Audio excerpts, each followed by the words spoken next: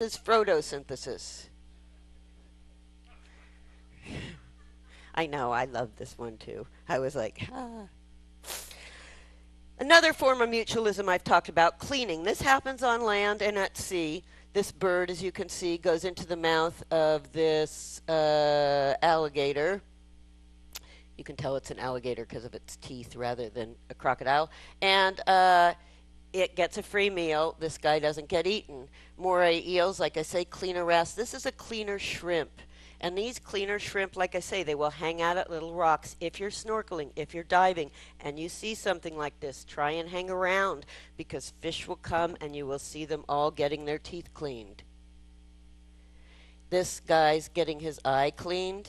This grouper here is also getting his eye cleaned of parasites. This is the little cleaner.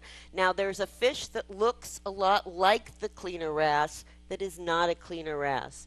It is looking like a cleaner wrasse so it can come in and snatch food from other fishes without getting eaten because they think, oh, it's a cleaner wrasse, I won't eat it.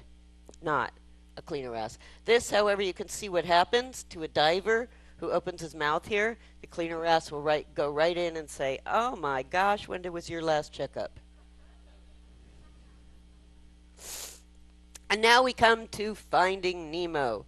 There are actually 30 species in the clownfish family, and there's a little sort of a black guy with bright blue specks you might have seen if you were. I saw a lot of them. I did see some of these when I was snorkeling around, but I also saw a lot more of the black with the blue specks.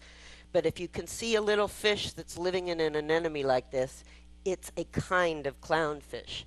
There are two kind of orange clownfish. There's the orange clownfish, and there's also one called the false clownfish. Now, they're really nearly identical, but they're two different species, and if you get close enough, you can count their dorsal spines. One of them, the true clownfish, has 10, and the other one has 11. This doesn't really make any difference except that the Disney version, which talks about the clownfish, uses in its drawings the false clownfish. And it just seemed like such a Disney thing to do. If you have the true and the false, why not use the false? Finding Nemo is about the heartbreak of a young clownfish who was removed from the wild and put in an aquarium. And this movie caused the demand for clownfish in aquariums to go up 3/4 in the U.S. We can only be happy that freeing Willie didn't have the same effect. It's also about the heartache of a father who's lost not only his wife, but then his young son. The other interesting thing about it is, remember I talked about how most reef fish change sex, and most go from female to male.